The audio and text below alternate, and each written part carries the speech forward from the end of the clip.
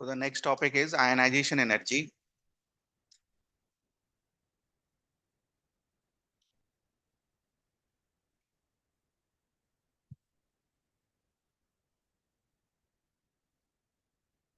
Definition.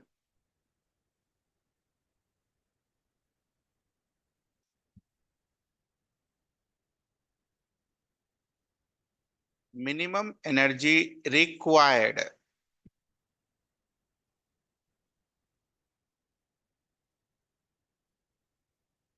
to remove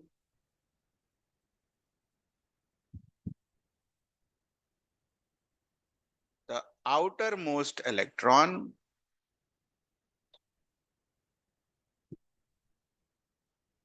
from the isolated gaseous atom.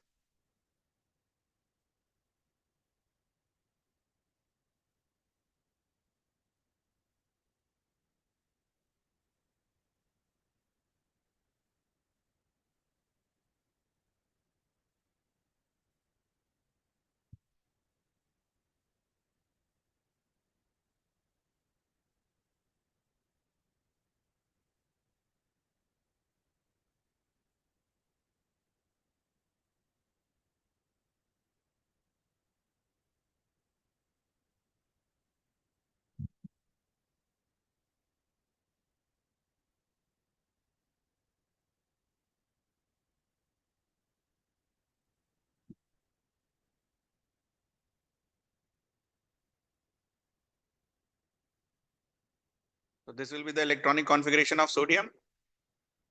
ठीक है, तो कॉन्फ़िगरेशन के टर्म्स में अगर हम जाएं तो 1s2 2s2 2p6 and 3s1.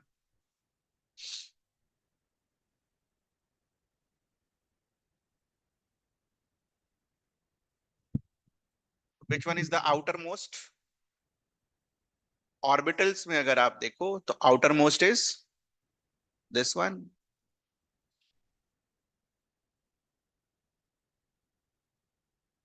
और शेल्स के टर्म में देखो, शेल्स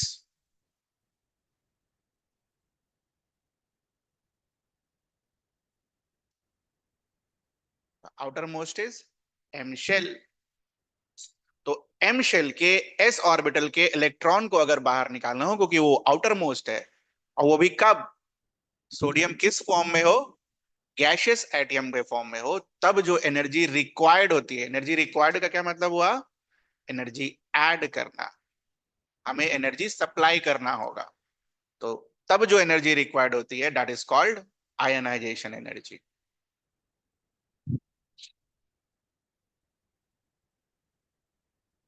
देखना बेटा, इसको आयनाइजेशन एनर्जी नहीं बोलेंगे, ठीक है, दिस विल बी रॉन्ग।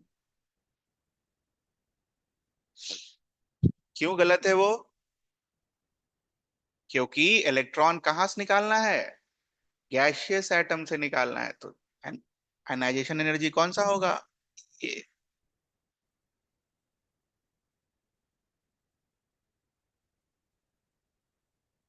अच्छा, किसी भी एलिमेंट में नंबर ऑफ प्रोटॉन और नंबर ऑफ इलेक्ट्रॉन बराबर होते हैं न्यूट्रल एटम में। अगर आपने एक इलेक्ट्रॉन निकाल दिया तो उस पर कैसा चार्ज आएगा, पॉजिटिव, ठीक है। तो this is your ionization energy, ये है आपका आयनाइजेशन एनर्जी, ये नहीं है, लिख लीजिएगा।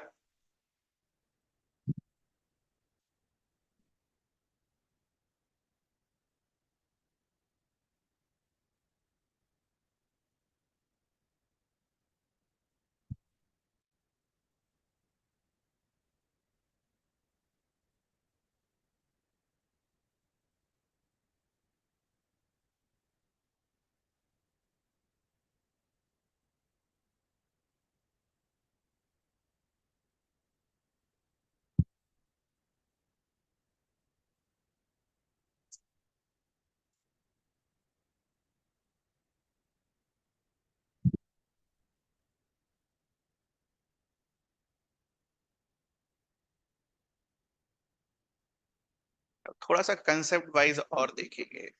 ठीक है।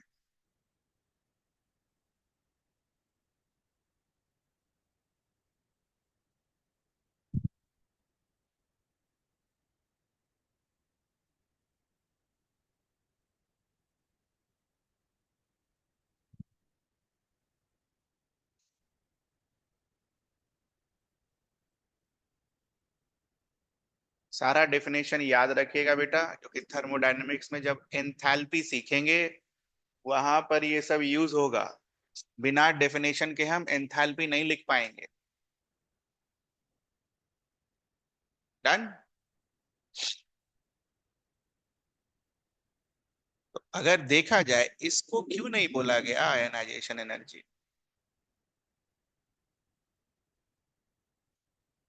सिखाया जाएगा बाद में डिटेल में, बट फिर भी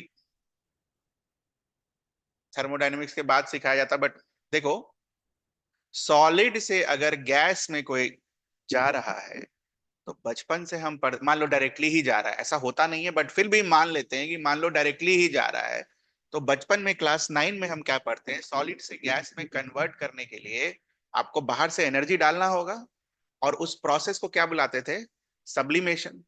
तो अगर ये प्रोसेस मान लो हो रहा होगा तो ये कैसे हो रहा होगा, पहले ये गैस में कन्वर्ट होगा, और फिर गैस में कन्वर्ट होने के बाद ये कन्वर्ट होगा, तो पहला एनर्जी क्या होगा, सब्लिमेशन, और दूसरा एनर्जी क्या होगा, आयनाइजेशन एनर्जी। तो इसीलिए सॉलिड से गैस वाला कंसिडर नहीं करते हैं हम आयनाइजेशन एनर्जी को डिफाइन करने के लिए। हमेशा क्या कंसिडर करते हैं, गैस से गैस। गैस का तो आगे फेज चेंज नहीं होगा। एक ऑब्जेक्ट जब आपका गैस में कन्वर्ट हो गया है तो आगे एनर्जी डालने में तो फेज चेंज नहीं होगा ना उसका। तो that's why this is considered same. Explanation is for liquid also. ऐसे होता नहीं है ना, ये सब नहीं होता है, ये सब एक्चुअल में एग्जिस्ट नहीं करता है, बट फिर भी बस समझने के लिए, only for understanding purpose, only for understanding purpose,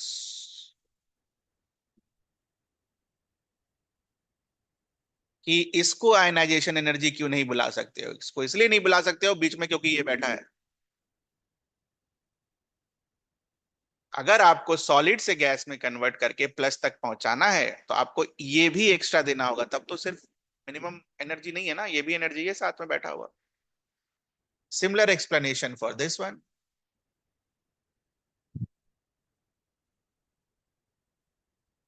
इसको पहले गैस में कन्वर्ट करना होगा। लिक्विड से गैस का कन्वर्जन बेटा क्या बुलाते हैं हम, वेपराइजेशन। यहाँ कौन बैठा है, डेल्टा एच, वेपराइजेशन। आप डेल्टा एच का मतलब समझो एनर्जी। ठीक है,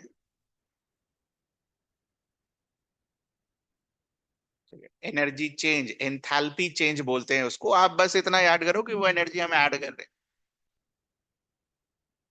तो क्या हम इस प्रोसेस को भी बुला सकते हैं आयनाइजेशन एनर्जी, डायरेक्ट वाला प्रोसेस को बुला सकते हैं आयनाइजेशन एनर्जी, नहीं। It is because of this reason. बड़ा इंपॉर्टेंट चीज था डेफिनेशन। आउटर मोस्ट इलेक्ट्रॉन को कहां से हटाना है, गैसियस एटम से, and energy is always required. अब आज के बाद से, ठीक है, अच्छा, आज के पहले भी हमने पढ़ा है, when energy is required for a reaction, this means what,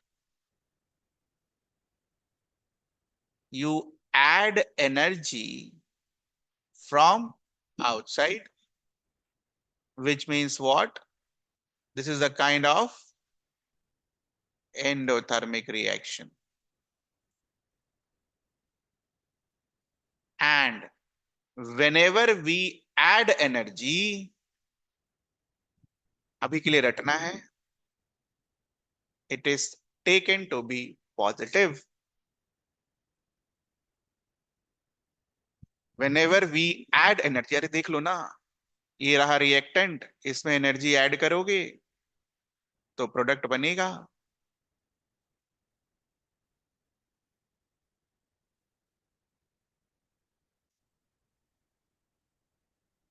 can we call this as endothermic?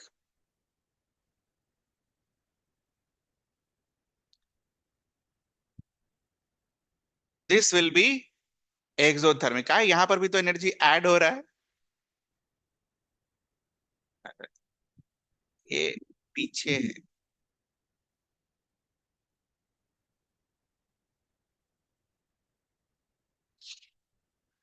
ये दो स्टेप में बनाना।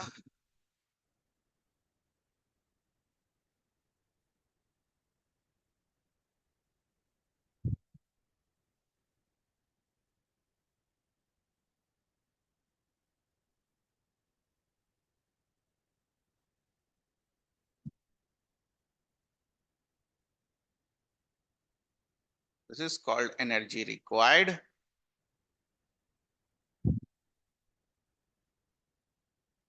This is called energy released. This will be also energy released.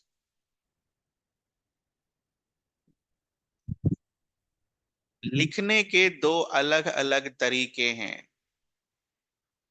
Two different ways of writing same thing.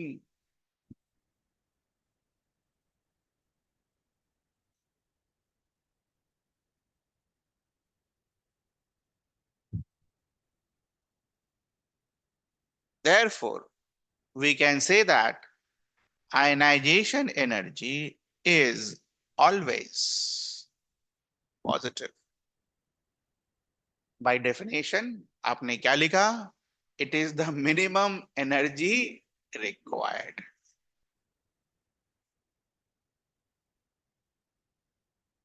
पढ़ो definition. It will be always positive. Always chemistry में always बहुत कम होता है। ठीक है, ध्यान रखना। कभी भी कॉम्पिटिटिव एग्जाम का क्वेश्चन सॉल्व कर रहे होते हो, जहां ऑलवेज है वो स्टेटमेंट गलत है। ठीक है, केमिस्ट्री में there is nothing called always in chemistry. कुछ स्पेशल जगह है जहां ऑलवेज है, जैसे कि ये। तो यही वाला खाली ऑलवेज याद करके रखेंगे कि आयनाइजेशन एनर्जी में ऑलवेज वर्ड लिखा हुआ था। It is always positive. बिना एनर्जी डाले इलेक्ट्रॉन बाहर नहीं आएगा।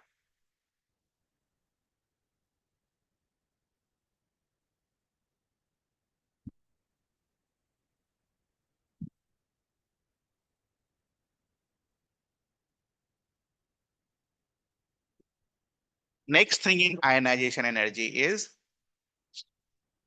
फॉर्मूला क्या था बेटा हाइड्रोजन के लिए?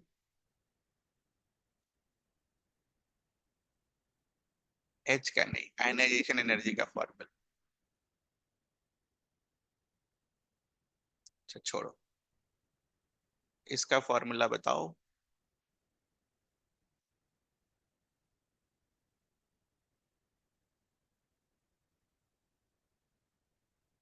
अरे ये तो पता होगा। ऐसे मत करो भाई।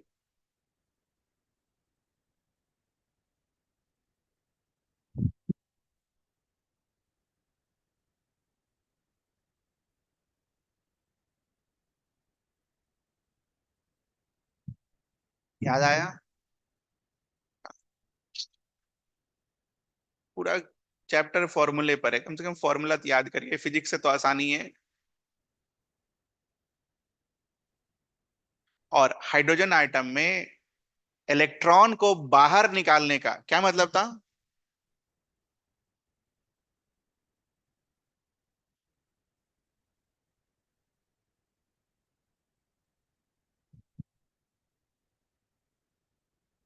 ये मतलब हुआ करता था।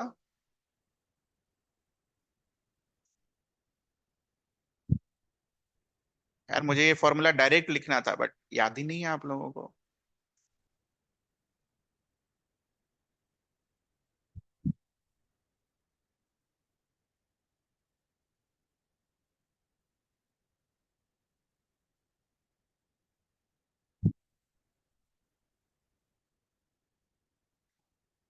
ये वाला लास्ट।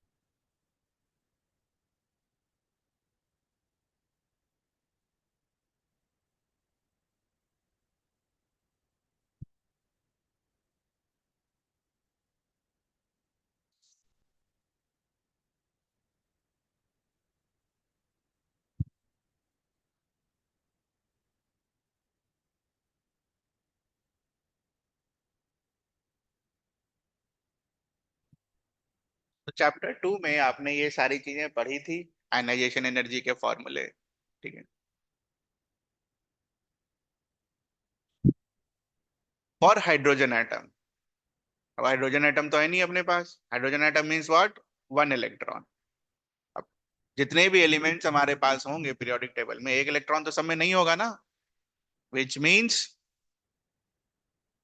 जब हम आयनाइजेशन एनर्जी यहां पर यूज करेंगे, Z की जगह क्या यूज करेंगे, Z effective, where Z effective is Z minus sigma।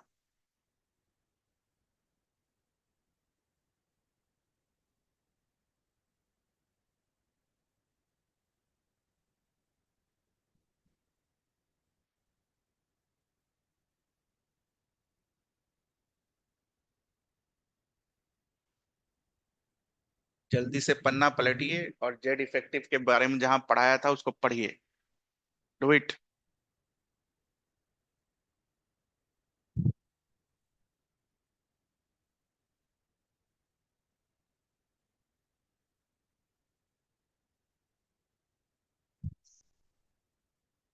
Page पलटिए और जेड इफेक्टिव के बारे में जल्दी से पढ़िए।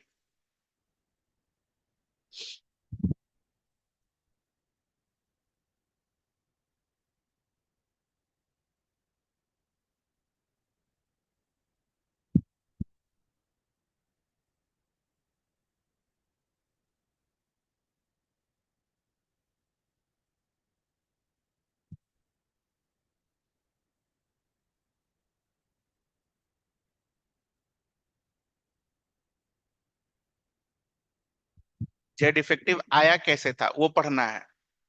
कैसे आया था, लास्ट इलेक्ट्रॉन, ठीक है, के ऊपर फोर्सेस देकर। तो लास्ट इलेक्ट्रॉन को है न्यूक्लियस अपनी तरफ खींचेगा तो that will be an attractive force. Last electron को अंदर के इलेक्ट्रॉन्स, ये अंदर वाले इलेक्ट्रॉन्स, वो क्या करेंगे, धक्का मारेंगे, रिपल्शन करेंगे, बिकॉज चार्ज आर डिफरेंट। उसके अलावा इस इलेक्ट्रॉन को अपने शेल का भी इलेक्ट्रॉन रिपेल करेगा। उसके बाद हमने और क्या रटा था कि ये जो अपना शेल वाला इलेक्ट्रॉन होता है दैट इज वीक फोर्स, और जो अंदर से जो रिपल्शन आ रहा होता है दैट इज स्ट्रॉन्ग वन। ठीक है। It is because of this repulsion attractive force क्या हो जाता है, कम। That is given by what, Z effective. Effective nuclear charge जो होगा वो कम हो जाएगा।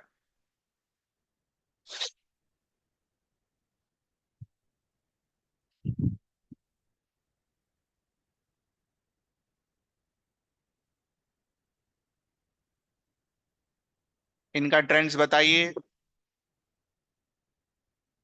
Left to right in periodic table. Z effective का ट्रेंड बताना है आपको, बताइए क्या होता है, what happens, what happens to Z effective when one moves from left to right in periodic table. ये पूरा लॉजिक के साथ लिखना है, या तो याद हो, रटा हुआ हो जो मैंने बोला था रटने के लिए, या तो लॉजिक लगाकर आंसर निकालिए।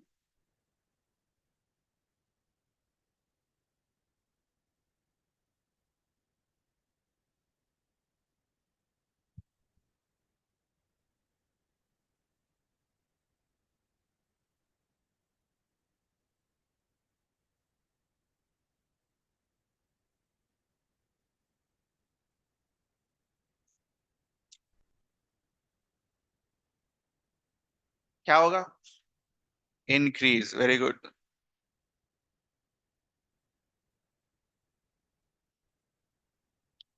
एंड टॉप टू बॉटम,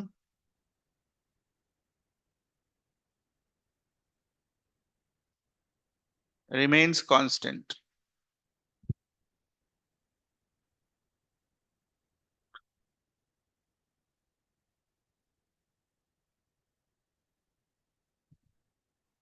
चलो एन का बताओ, across a period, what about n, left to right n, principal quantum number n। यार ये तो याद हो जाना चाहिए कम से कम। It remains same. Why? Because period number is identified by what? Maximum value of principal quantum number. तो अगर कोई सेकंड पीरियड का एलिमेंट है तो उसका maximum value of principal quantum number कितना आता होगा? 2. तो जो पीरियड है that is identified by maximum value of principal quantum number. तो लेफ्ट टू राइट अगर आप पीरियड में मूव कर रहे हो तो क्या पीरियड चेंज होगा? नहीं होगा. नहीं चेंज होगा तो n will same.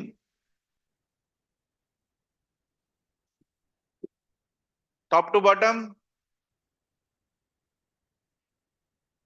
Top to bottom क्या हो रहा है? पीरियड का नंबर इंक्रीज हो रहा है. पीरियड का number depends on n. Hence n increases.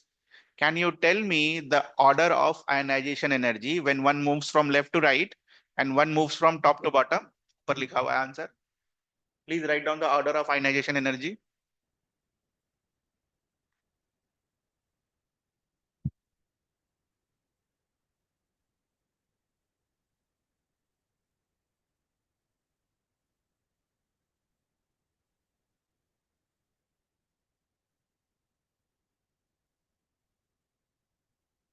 Predict करो जल्दी से. क्या होगा?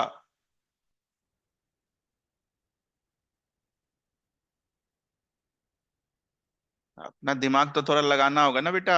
ऐसा थोड़ी है सब कुछ लिख देंगे यहाँ पर. लिख तो देंगे ही बट वो लास्ट में लिखेंगे. So when you move left to right, what will happen? Z effective will increase. Z effective will increase and N will remain constant. Which means if Z effective increases, ionization energy increases.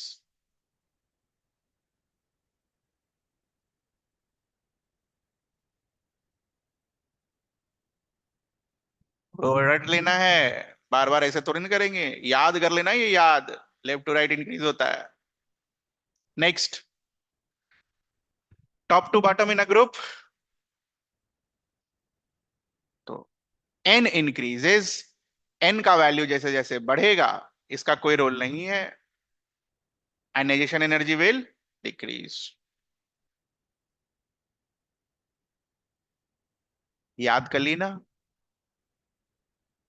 ये ना हो कि फिर Z effective की तरह सोच रहे हैं बैठ के. क्या था जेड इफेक्ट? अरे इतना इंपॉर्टेंट है वो जो चार चीजें मैंने आपको सिखाई थी ये सब भूल जाओ कम से कम वो ये तो याद रखो.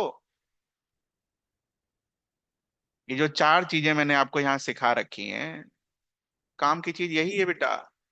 Concept required to study the trends. और यही नहीं, डीएनएफ ब्लॉक जब आप क्लास 12 में पढ़ोगे उसमें भी यूज होगा. तो हम ये अगर ये याद नहीं करेंगे ये कंसेप्ट नहीं सीखेंगे तो हमारा इनऑर्गेनिक हमेशा वीक रहेगा.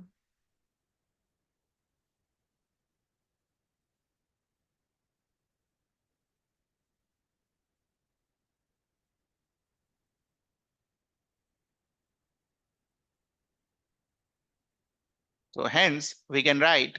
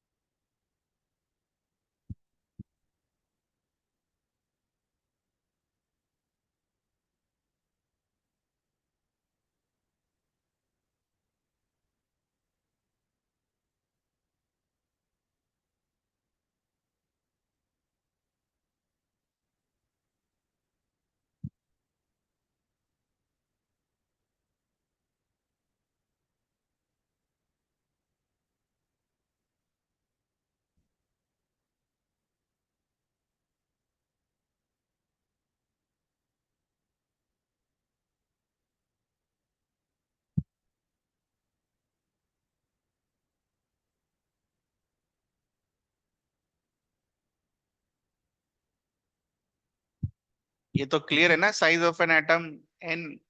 ये भी सिखाया था, 0.529 एन स्क्वायर बाय जेड।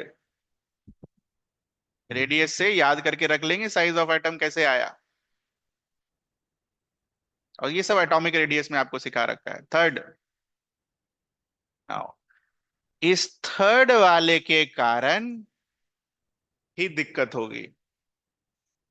पहला दोनों आसान है, रेगुलर ट्रेंड्स। जो थर्ड पॉइंट है, यही रेगुलर ट्रेंड्स में क्या पैदा करता है, एक्सेप्शन। ठीक है, तो थर्ड पॉइंट पहले पढ़ेंगे, और उसके बाद आपको वो क्वेश्चन पूछा जाएगा कि अक्रॉस द पीरियड और डाउन द ग्रुप क्या आएगा आंसर। तो थर्ड पॉइंट लिखिए,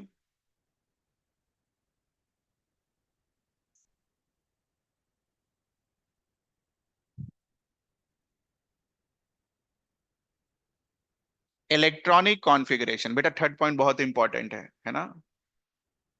ये यहां भी इंपॉर्टेंट है, एस और पी ब्लॉक में भी इंपॉर्टेंट। एस ब्लॉक तो खैर यही हो जाएगा, पी ब्लॉक में भी इंपॉर्टेंट है, और डी एन एफ ब्लॉक में भी important. Third point is very very important. What is third point? We can categorize the entire periodic table into three groups.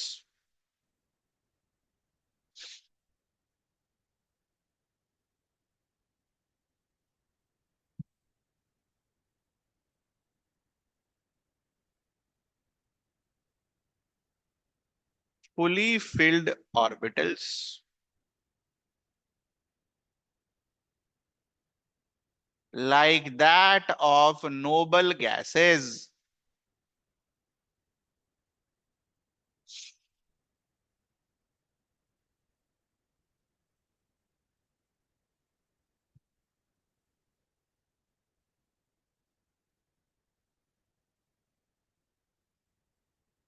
Fully filled orbitals, like that of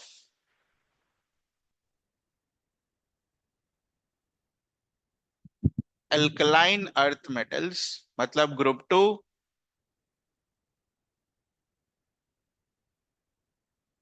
लिख लीजिएगा आप लोग, group two. And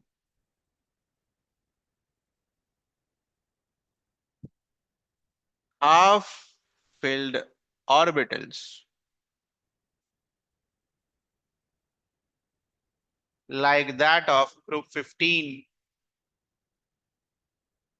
ये सीखना है बेटा, ये सीखना है, ये समझने वाला पोर्शन है केमिस्ट्री के इनऑर्गेनिक का। बहुत कम होता है ऐसा, इसमें इनऑर्गेनिक में आपको समझना होता है। उसमें से एक ये है, और चार जो मैंने आपको कंसेप्ट सिखाए पहले के, वो उसके बाद तो खाली याद ही करना है।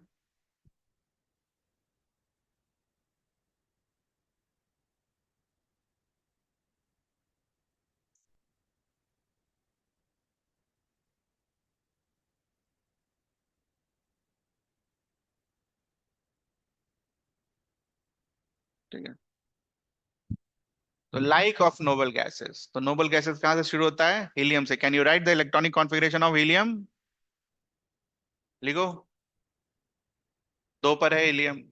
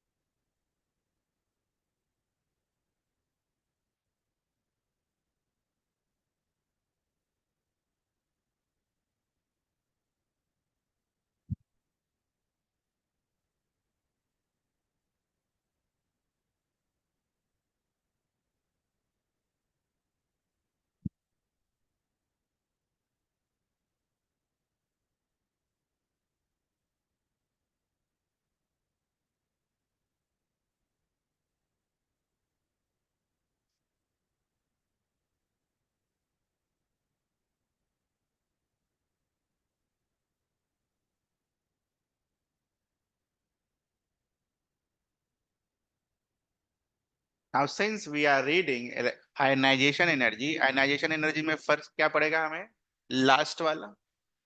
आउटर मोस्ट कहाँ होगा? लास्ट में ही होगा। तो अगर शेल वाइज देखा जाए तो यही शेल इसका लास्ट है, विच मीन्स भरा हुआ है। पी ऑर्बिटल पूरा भरा हुआ है।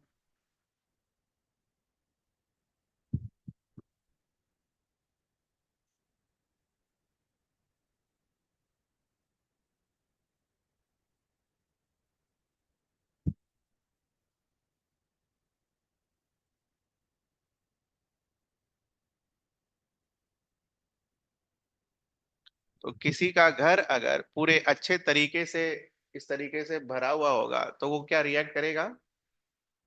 रिएक्ट करने के लिए क्या चाहिए? इलेक्ट्रॉन। ठीक है, आपने ये पढ़ा होगा कि कोई भी केमिकल रिएक्शन जो होता है उसमें कौन पार्टिसिपेट करता है? इलेक्ट्रॉन पार्टिसिपेट करता है। तो इसको रिएक्ट करने के लिए इलेक्ट्रॉन है ही नहीं इसके पास। अनपेयर्ड होना चाहिए ना, एक अनपेयर्ड इलेक्ट्रॉन, सारे पेयर्ड फॉर्म में। Hence they are highly stable.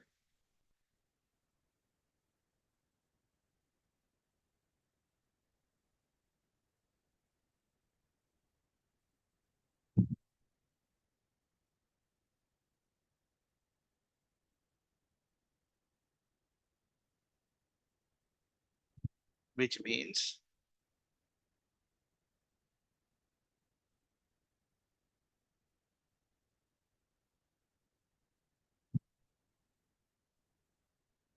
difficult to remove an electron from outermost shell.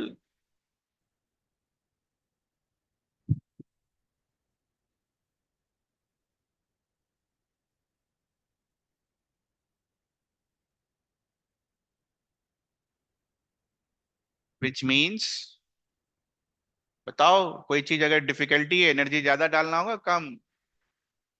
ज्यादा।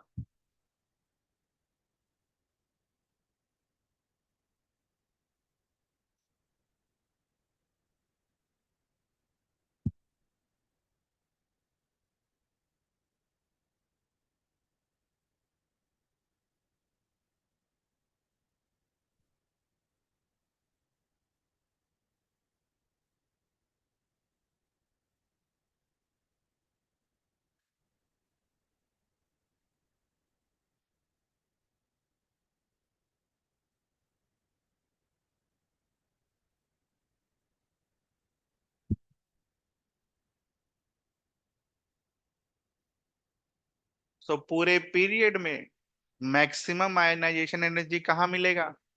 लास्ट। Noble gas group 18। तो बस ये याद रखना है। अगर आप समझ के लिख सकते हो तो ठीक है, नहीं तो रटो ये लास्ट लाइन जो है।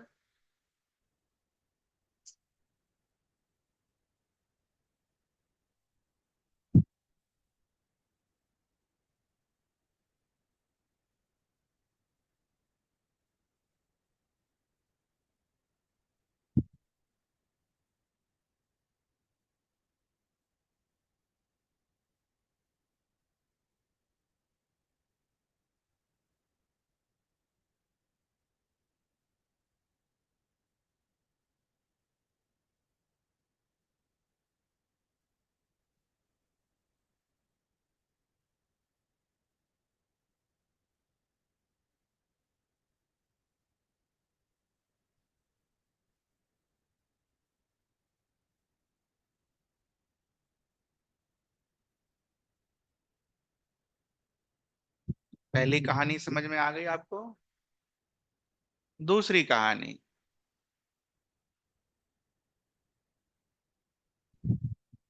fully filled like alkaline earth metals group 2। Beryllium और मैग्नीशियम का इलेक्ट्रॉनिक कॉन्फ़िगरेशन लिखिए। Beryllium 4, magnesium 12। Write down the electronic configuration of these two।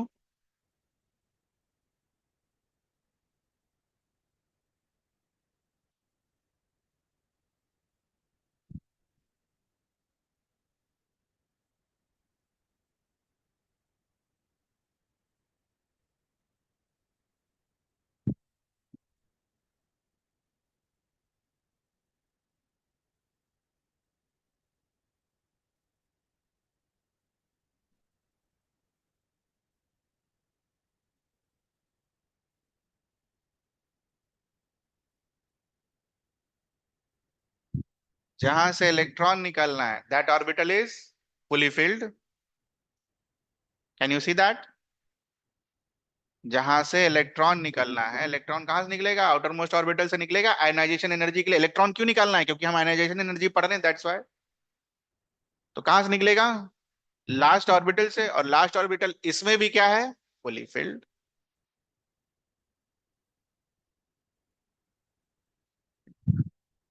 Half field वाला लिखिए। अभी दोनों को एक साथ लिखेंगे, दोनों का कंक्लूजन एक साथ लिखेंगे, ठीक है? Half field. ग्रुप 15 के बारे में बोला, नाइट्रोजन और फास्फोरस का लिखिए, नाइट्रोजन और फास्फोरस का।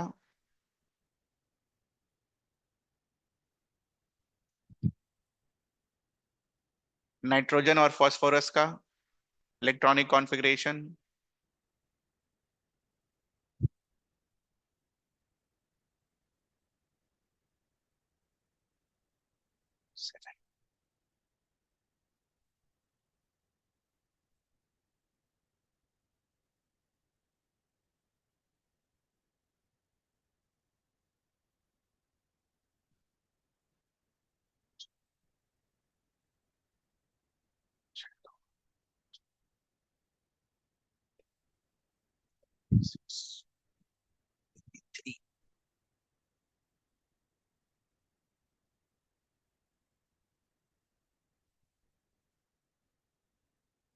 बन गया। 6 4 10, 2 12 3 15।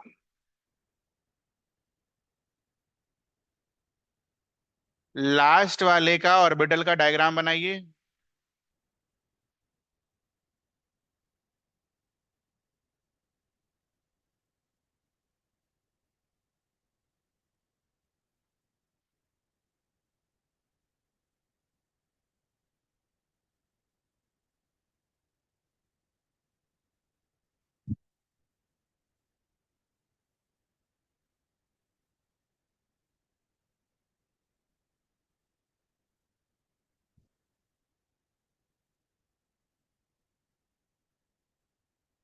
So half filled orbitals because of symmetry and because of exchange energy, okay? ये सब लिखना नहीं है। Half filled orbitals are more stable. क्या होगा ये?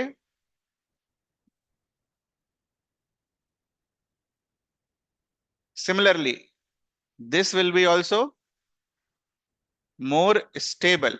मोर स्टेबल किससे? मोर स्टेबल अगर आप बोल रहे हो तो मोर स्टेबल किससे? अपने आजू बाजू, नहीं फुल फिल्ड से तो नहीं होगा बेटा कभी भी, अपने आजू बाजू के एलिमेंट से। ठीक है? तो यहां पर कंक्लूड करके क्या लिखेंगे? They are more stable then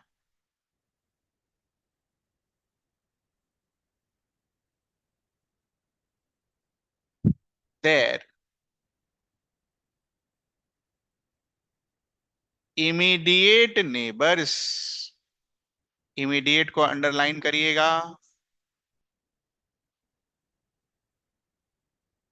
अब नाइट्रोजन जो है वो आर्गन से तो ज्यादा स्टेबल नहीं हो जाएगा ना। तो इमीडिएट नेबर्स। तो which configuration are stable than their immediate neighbours? दो तरीके का, ग्रुप 2 टाइप का कॉन्फ़िगरेशन या फिर ग्रुप 15 टाइप का कॉन्फ़िगरेशन। ठीक है? तो group 2 type of configuration and group 15 type of configuration are more stable than their immediate neighbors, which means they will have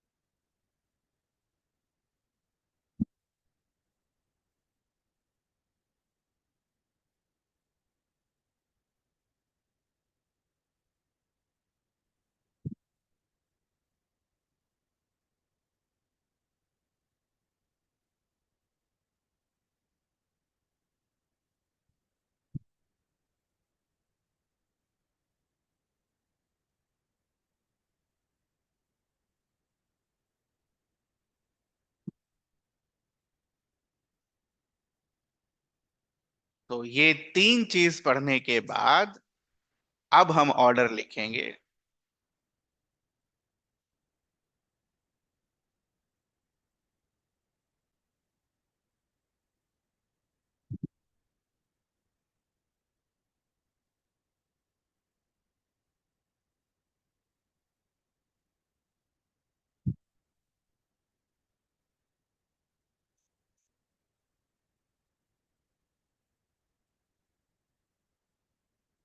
ionization energy के तीन फैक्टर। तो पहला दोनों फैक्टर से आंसर क्या आता, पहले वो बताओ। Answer answer. What will be the pattern of ionization energy if you move from left to right?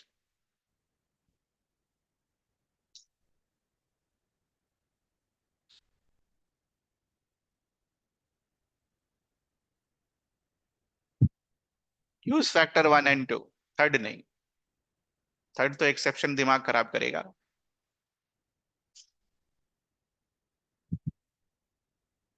What is the first factor? Effective nuclear charge. What is the second factor? Size.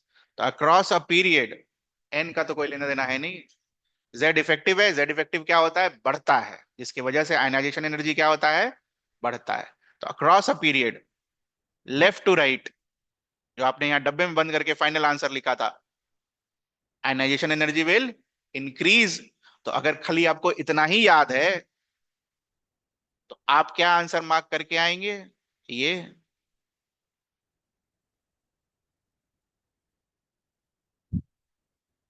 अगर हमें बस इतना ही याद रह गया कि पहला दो फैक्टर जो है वही आयनाइजेशन एनर्जी डिटरमाइन करता है, तो आप ये मार्क करके आएंगे, left to right ionization energy increases. Now अगर लेकिन हमें ये याद है कि नहीं, एक तीसरा फैक्टर भी था। तीसरा फैक्टर क्या था? Stability due two orbitals, fully filled orbitals. तो आपको ये दिखेगा कि ग्रुप टू वाले और ग्रुप 15 वाले ये अपने इमीडिएट नेबर से क्या होंगे? ज्यादा होंगे। हो ही नहीं। तो लिथियम के कंपैरिजन में बेरिलियम तो ज्यादा होगा ही होगा, वो तो इस पहले भी आपने मार्क कर रखा है, लेकिन ये किससे भी ज्यादा हो जाएगा? बोरॉन से भी ज्यादा हो जाएगा। तो पहला चेंज कहाँ आएगा?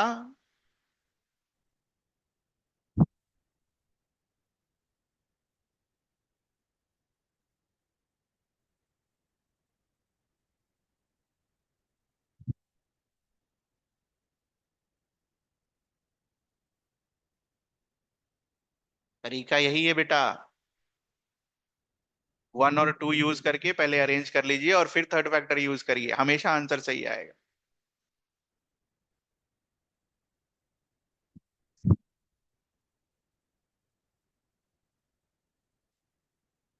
नेक्स्ट। नाइट्रोजन कार्बन से तो पहले से ही बड़ा है आपके ऑर्डर में, और आप किससे इसको बड़ा कर दो ना है? ऑक्सीजन से।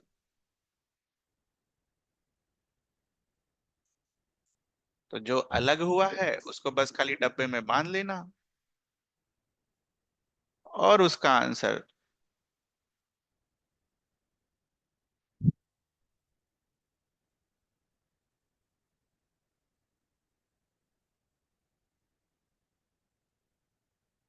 अब उतना पूरा नहीं लिखेंगे बेटा, है ना। उतना आपको है कि थर्ड फैक्टर के कारण ऐसा हुआ है। और थर्ड फैक्टर कौन सा वाला थर्ड फैक्टर? थर्ड फैक्टर का सेकंड वाला और थर्ड वाला। तो बेरिलियम के लिए कौन सा लगाए? सेकंड वाला। और नाइट्रोजन के लिए कौन सा लगाए? थर्ड वाला।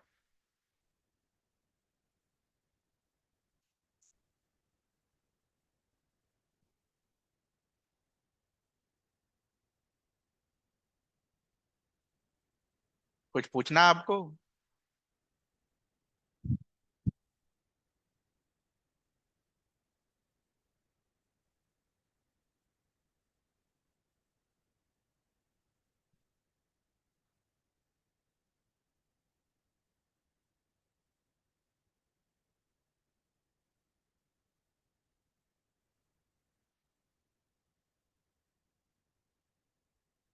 कैन यू से दिस?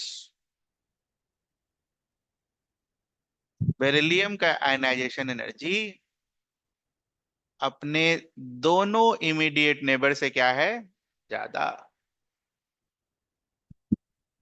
नाइट्रोजन का आयनाइजेशन एनर्जी अपने दोनों इंटरमीड इमीडिएट नेबर से क्या है, ज्यादा।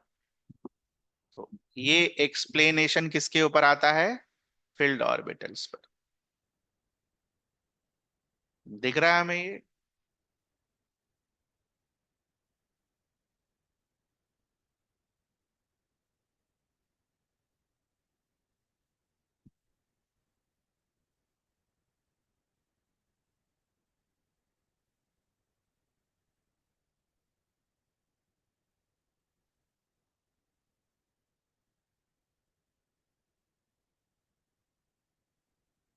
करो इसको।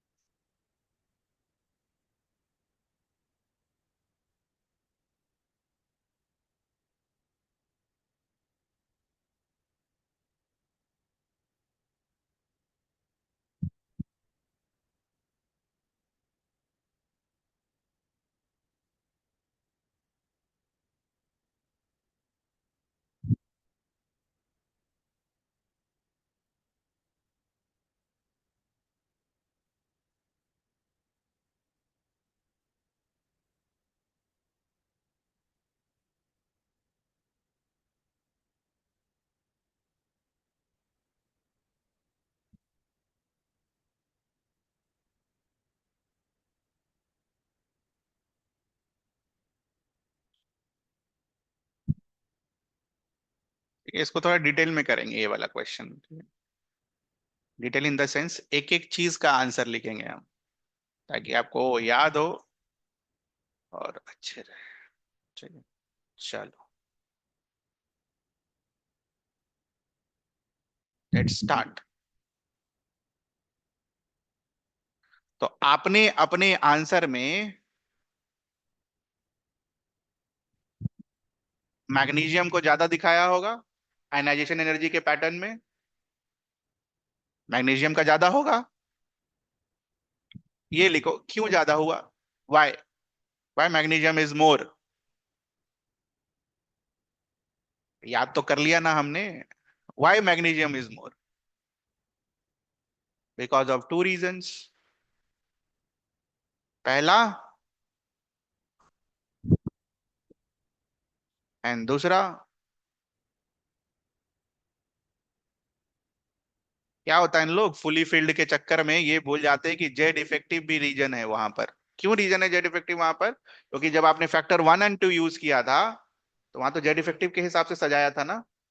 और मैग्नीशियम जैसा आपने सजाया होगा जेड 1 2 के हिसाब से, तो ऐसा ही आया होगा उसमें। ये समझ आता है आपको?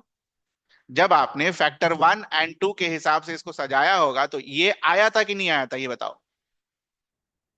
और थर्ड के हिसाब से भी वही आएगा। तो इसका मतलब आपने जो सजाया, जो यहां पर ऑर्डरिंग की, उसमें आपने ये भी यूज किया और ये भी यूज किया। समझ आती है ये चीज?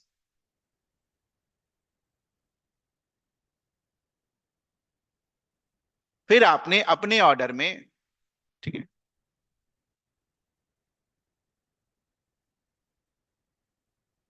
जब सही ऑर्डर आपने लिखा होगा, तो वहां पर आपने मैग्नीशियम को एल्युमिनियम से बढ़ाकर लिख दिया होगा, फाइनल ऑर्डर में लिखा। इंपॉर्टेंट है क्यों लिखा, लिखिए। ये तो जेड इफेक्टिव के कारण नहीं लिखा, क्योंकि जेड इफेक्टिव तो एल्युमिनियम का ज्यादा होगा। ये आपने किस कारण से लिखा होगा, fully filled.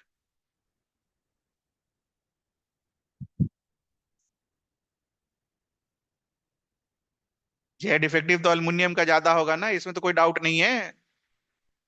Number of proton किसमें ज्यादा है, एल्युमिनियम में। तो जेड इफेक्टिव किसका ज्यादा है, एल्युमिनियम। तो जेड इफेक्टिव के कारण वो नहीं आया आंसर, वो किसके कारण आया, फुली फिल्ड के कारण आंसर आया। ये हम इसलिए कर रहे हैं कि कल को अगर क्वेश्चन में आ गया दर्शन रीजन टाइप का क्वेश्चन, तो ये सब जरूरत पड़ जाएगा। आपने अपने आंसर में ठीक है। मैग्नीशियम को पीछे रखा है और सिलिकॉन को आगे रखा है। What is the reason behind that? Answer check करो अपना और देखो रखा है। क्यों रखा? हाँ, यही गड़बड़ है ना। ये दिक्कत है। ये आंसर इसलिए गलत है क्योंकि फुली फिल्ड, क्योंकि उसके लिए मैंने आपको क्या लिखवाया वहां पर? फुली फिल्ड का कंपैरिजन किसके लिए होता है? तो is silicon is an immediate neighbour? No. तो the answer is Z effective is मोर।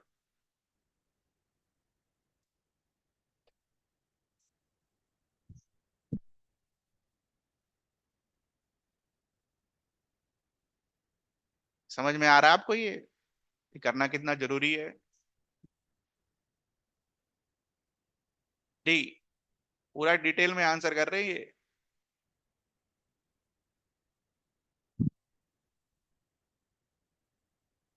आपने अपने आंसर में सिलिकॉन को पीछे रखा और फास्फोरस को आगे रखा। What is the reason?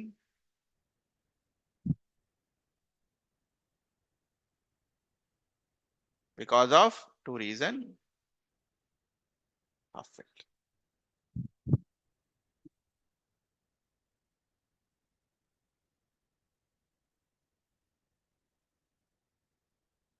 चलो जल्दी कंप्लीट करो बाकी सब। समझ आ गया क्या करना है? करो जल्दी से।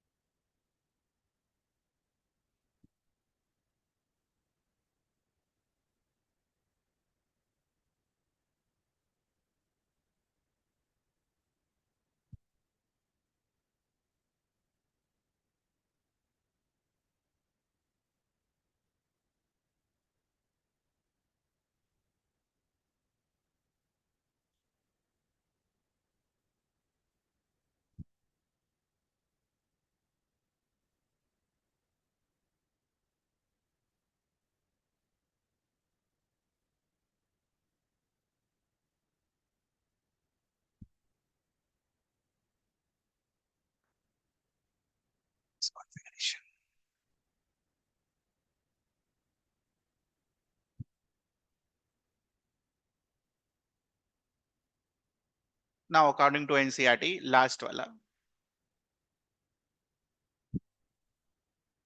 कोई एक सेलेक्ट करने आया तो ये करेंगे नोबल गैस कॉन्फ़िगरेशन, क्योंकि एनसीईआरटी में इफेक्टिव न्यूक्लियर चार्ज का एक्सप्लेनेशन उसके लिए नहीं दिया हुआ। एनसीईआरटी बोलता है नोबल गैस कॉन्फ़िगरेशन है इसलिए उसका आयनाइजेशन एनर्जी ज्यादा है। पढ़ लो एक बार इसको अच्छे से और होमवर्क लिख लो। जैसा तुमने थर्ड पीरियड के लिए किया, do it for second period at home. Inorganic अगर अच्छा करना है तो रटना है तो कोई बात नहीं।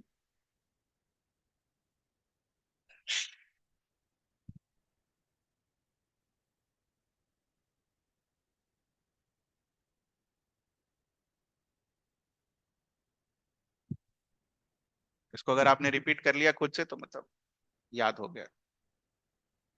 इसको अच्छे से देख जाइए, थर्ड पीरियड वाला कुछ पूछना है तो बताइए।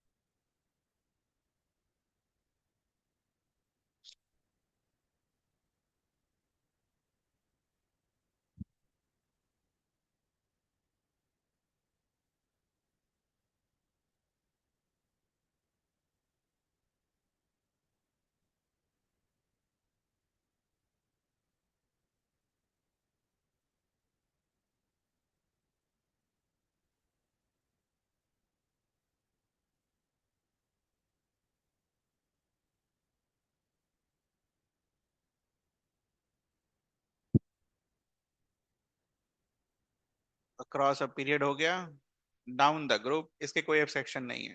ओके।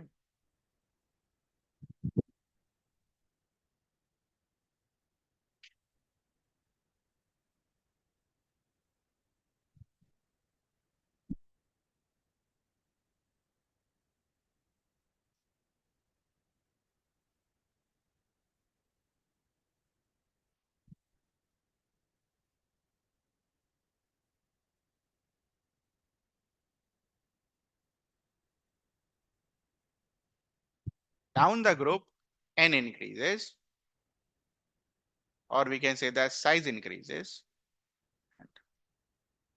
ionization energy decreases। तो डब्बे में बंद करके दिया मैंने आपको शुरू में समझाकर। तो इस दिशा में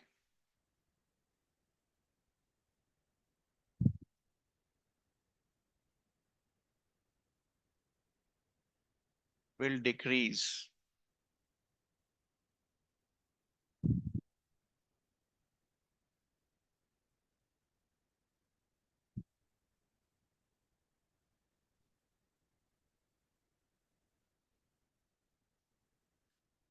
इसका ऑर्डर मार्क करिए।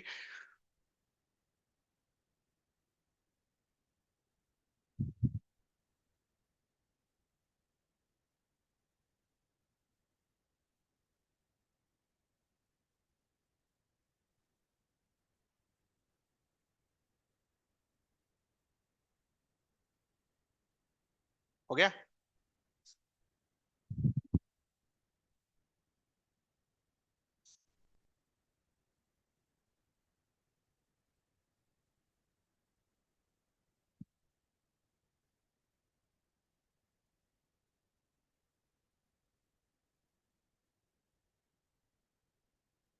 इसमें कोई एक्सेप्शन नहीं है।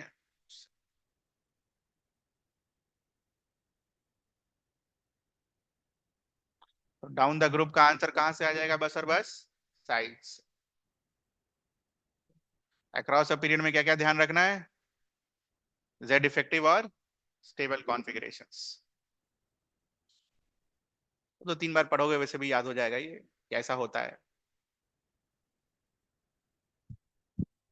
आपको कुछ पूछना है इसमें?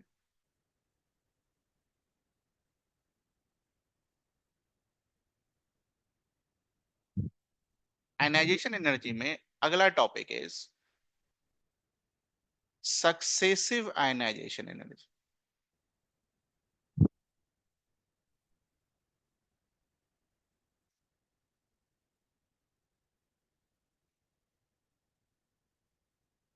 पहले मतलब क्या हो गया?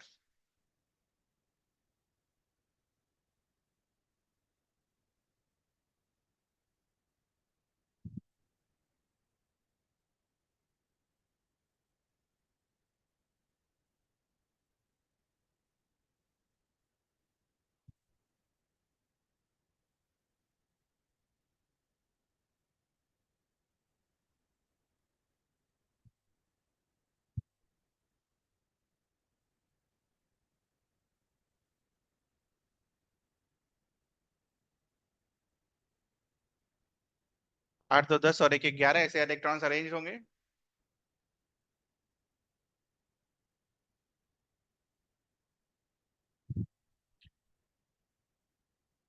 थोड़ा जगह छोड़ना है इसके नीचे है ना।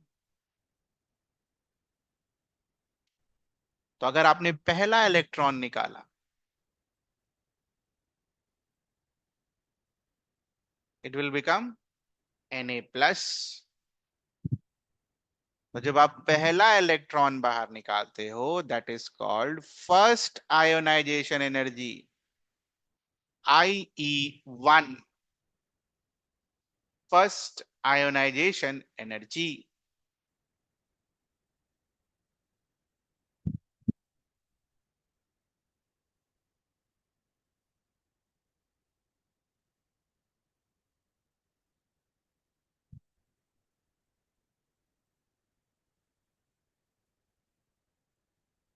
तो ये इलेक्ट्रॉन खत्म। उसके बाद 10 इलेक्ट्रॉन और हैं। तो मान लीजिए आपने एक इलेक्ट्रॉन और हटाया, तो Na+ से ये क्या बन जाएगा, +2। So this is called second ionization energy.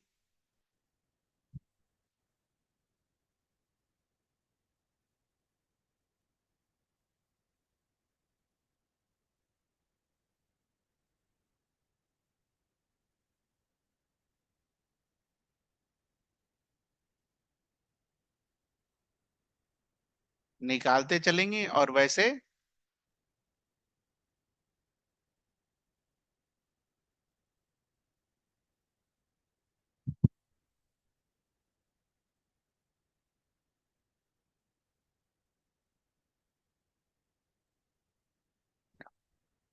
can we write number of proton and number of electron for all these species? For example, sodium के लिए प्रोटॉन क्या होगा 11, इलेक्ट्रॉन क्या होगा 11। Do it for all the species.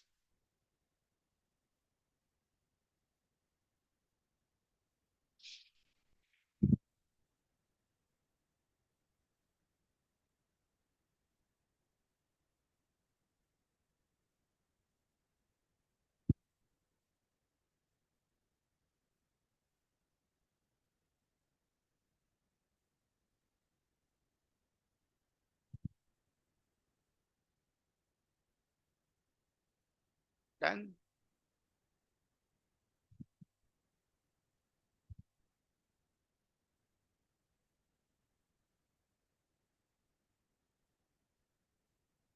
So in all these species, what is decreasing?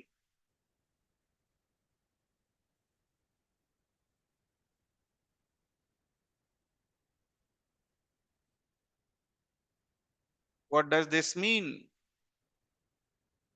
Repulsion is decreasing. Electron अगर कम हुआ, electron पर minus charge, ठीक है, और दूसरे इलेक्ट्रॉन पर भी माइनस चार्ज, तो इलेक्ट्रॉन कम होगा तो ये माइनस माइनस रिपल्शन क्या होगा, कम हो जाएगा। Therefore, Z effective, which is written as Z minus sigma, बताओ क्या होगा इसको, ये कम हुआ, ये कम हुआ तो ये पूरा फ्रैक्शन क्या होगा, बढ़ेगा। 10 में से 3 घटाओ और 10 में से 1 घटाओ, तो 10 में से 1 बड़ा नंबर आएगा, 9।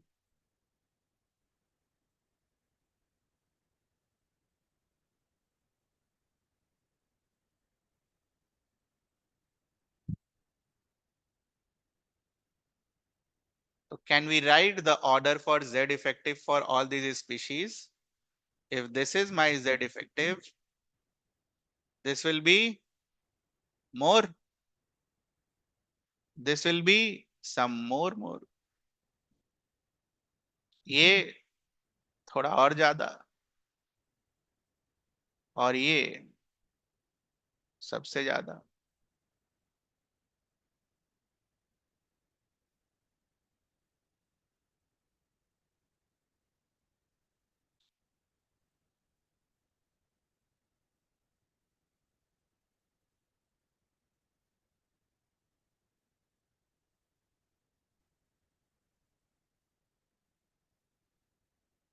We know that ionization energy is proportional to Z effective। जैसे जैसे Z effective बढ़ेगा वैसे वैसे आयनाइजेशन एनर्जी बढ़ता जाएगा। ऑर्डर बता सकते हैं आप?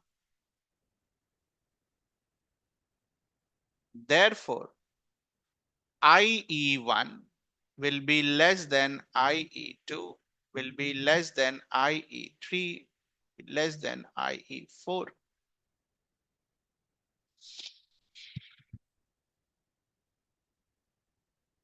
दिख रहा है सबको?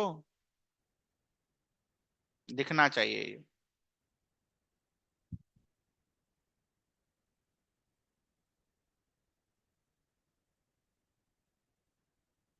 What we can conclude from here?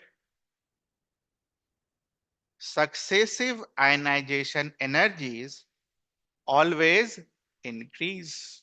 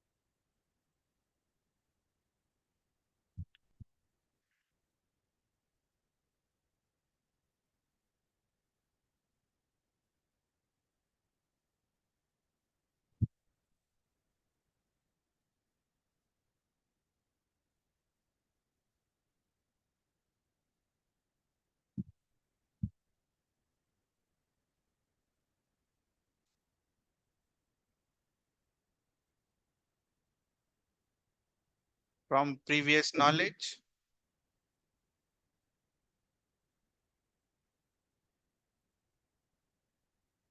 I1 was what? Energy required, which was what? Positive. तो अगर IE1 पॉजिटिव है तो इसका मतलब इसके बाद वाला तो पॉजिटिव होना ही पड़ेगा, और तो कोई उपाय नहीं है। अगर IE1 सबसे छोटा वाला जो पॉजिटिव है तो इसके मतलब उससे जो बड़ा होगा वो भी एक पॉजिटिव वैल्यू होगा।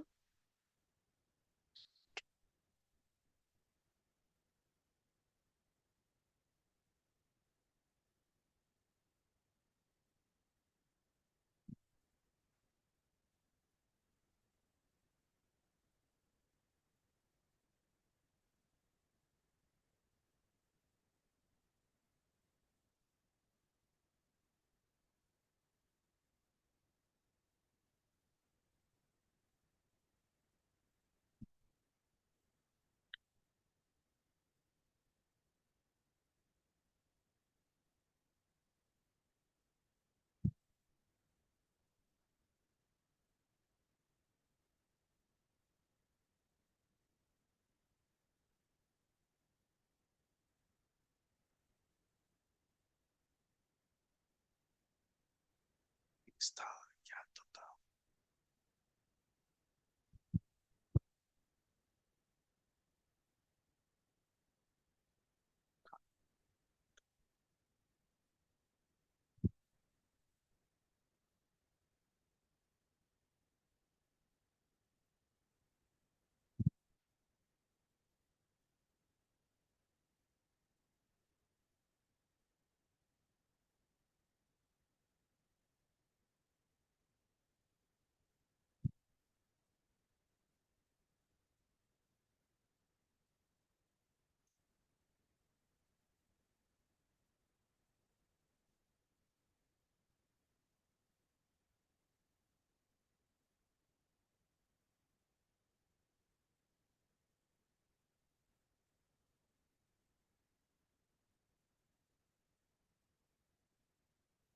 हमारे लिए सिर्फ और सिर्फ आयोनाइजेशन एनर्जी का क्या मतलब होगा? First ionization energy.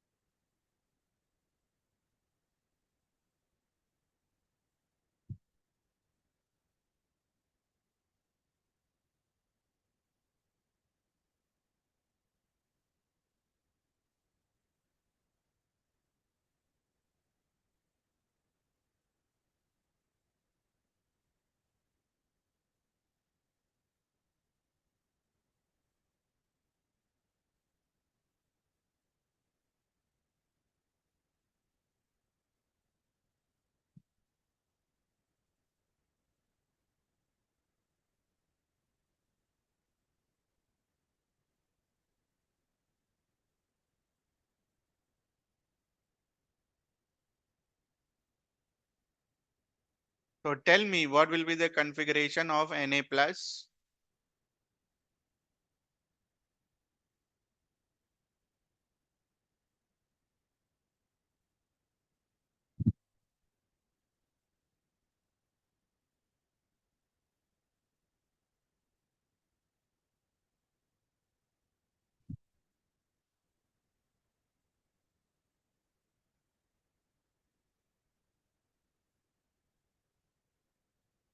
है ये सभी का?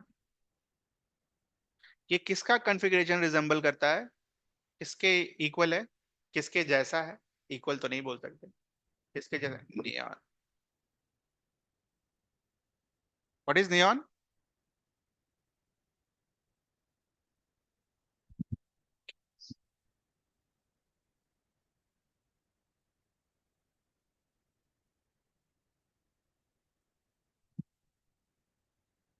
Can we think in this way? पहला इलेक्ट्रॉन निकालना is easier as compare to second electron निकालना। सेकेंड इलेक्ट्रॉन जब आप निकाल रहे होगे तो आप क्या डिस्टर्ब कर रहे होगे? Nobel gas configuration. ये समझ आता है हमें? अगर हमने दूसरा, ये तो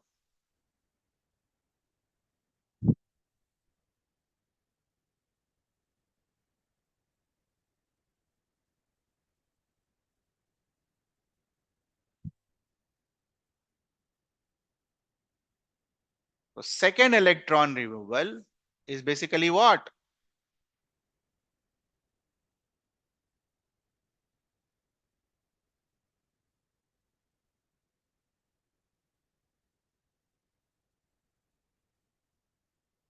And from previous knowledge, we have learned that this is very difficult, which means it will require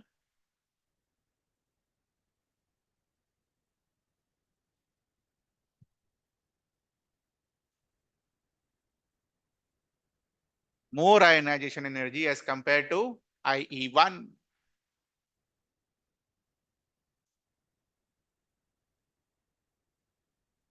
So therefore, we can comment that in case of sodium, IE2 है तो बड़ा, लेकिन बहुत बड़ा है वो।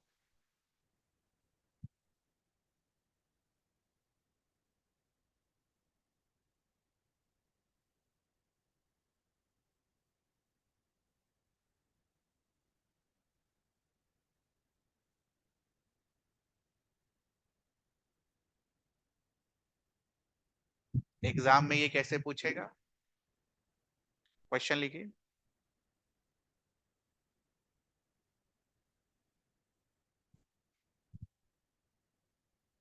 The difference between second ionization energy and first ionization energy of an element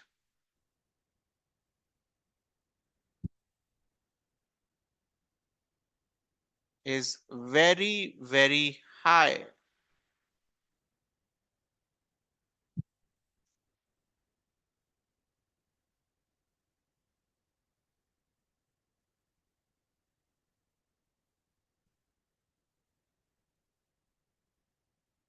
Predict the group of element.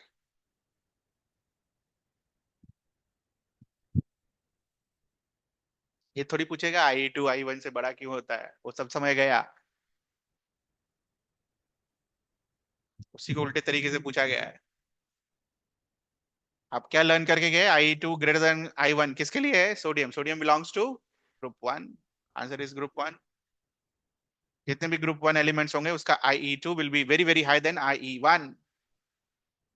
ठीक है, समझ आए ये? अगला खुद से करेंगे आप।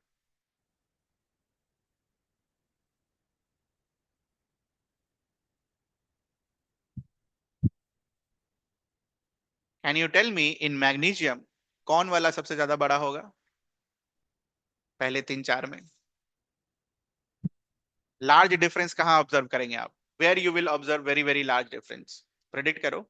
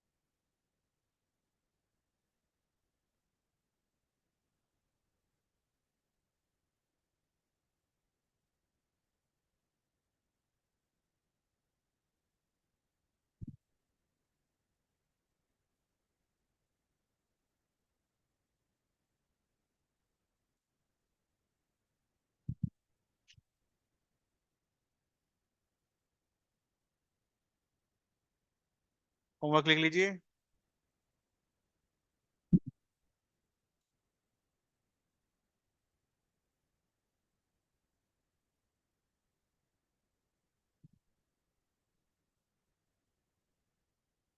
एल्युमिनियम और सिलिकॉन के लिए प्रेडिक्शन करना है तरीके से लिख कर, जैसे यहाँ लिखा हुआ है, प्रोसेस। ठीक है।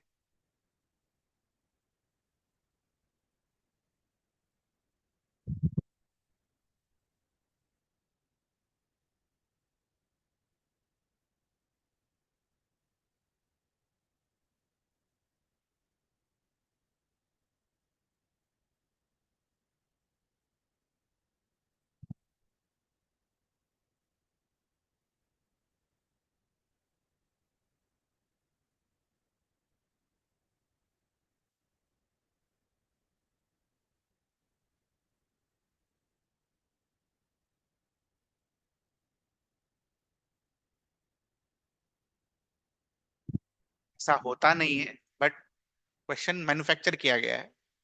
ठीक है। पूछने वाला तो कुछ भी पूछ सकता है। Can you compare the ionization energy of. आपको क्या करना है,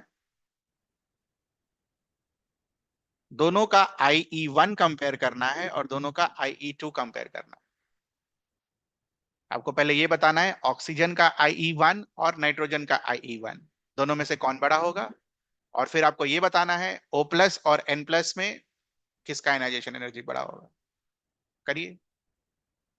नाइट्रोजन और ऑक्सीजन को कंपेयर करना है, नाइट्रोजन नाइट्रोजन में नहीं। ठीक है, नाइट्रोजन और ऑक्सीजन को कंपेयर करना है। Please do it. Logic remain same, right the electronic configuration and you will get your answer.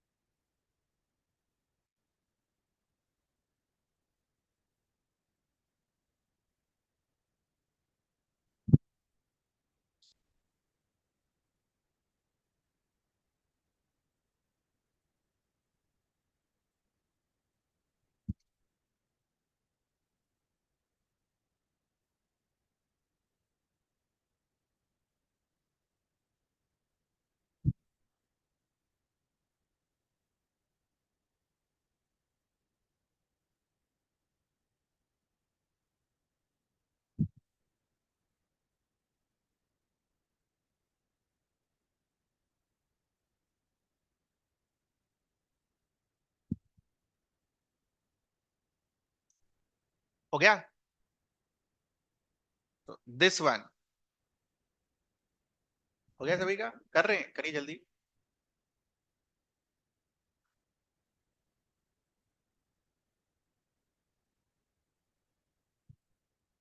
This one हो गया। This one requires breaking of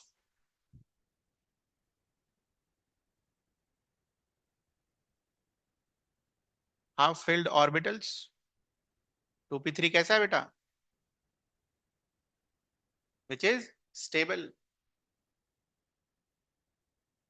यहां तो कोई हाफ फील्ड है नहीं बगल वाले में। इसका मतलब नाइट्रोजन का पहला आयनाइजेशन एनर्जी क्या होगा, ज्यादा होगा एज कंपेयर टू ऑक्सीजन।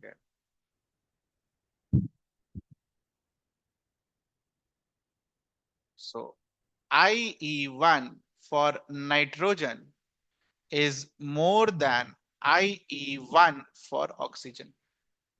समझ आइए, काम की चीज यही है।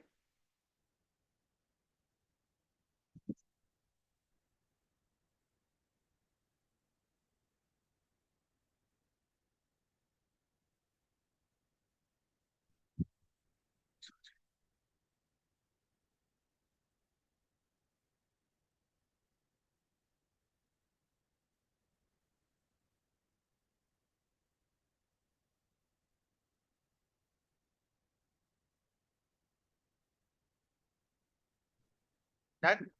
दूसरा हो गया। Can you see this? O plus. O plus is having what kind of configuration? Half filled. Half filled दिख रहा है?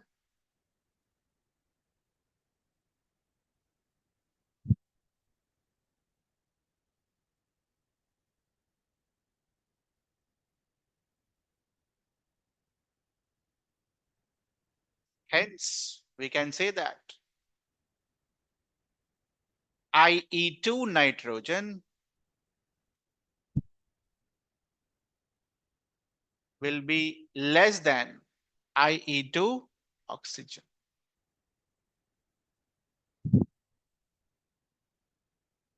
ढंग से देख लो, कुछ पूछना हो तो बताओ।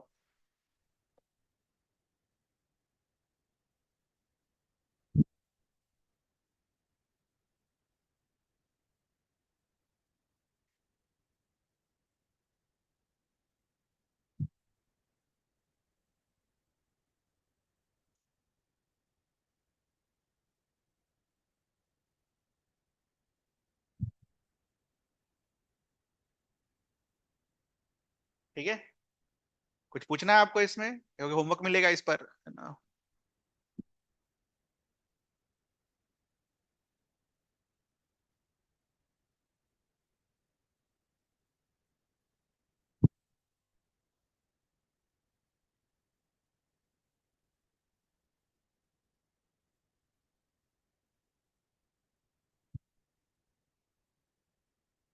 ढंग से अच्छे से करके आना, ये वाला, है ना? लास्ट वाला खासकर, ये सब तो बन ही जाएगा, ये सब थोड़ी डिफिकल्ट होगा, है ना? पीछे वाला ये अच्छे से करके आना, सोच कर आराम से पूरा पढ़कर, ठीक है, तरीके से। तरीका यही है, तरीका ये रहा, इसमें कोई चेंजेस नहीं होंगे इस तरीके में। ठीक है, कॉन्फ़िगरेशन लिखना है सभी का, और देखते जाना है कहां पर स्टेबल कॉन्फ़िगरेशन टूट रहा है। You will get your answer perfectly correct. तो करिएगा, कोशिश करिएगा, इसका आंसर हम फिर कल की क्लास में करेंगे। ठीक है, जा सकते हैं आप।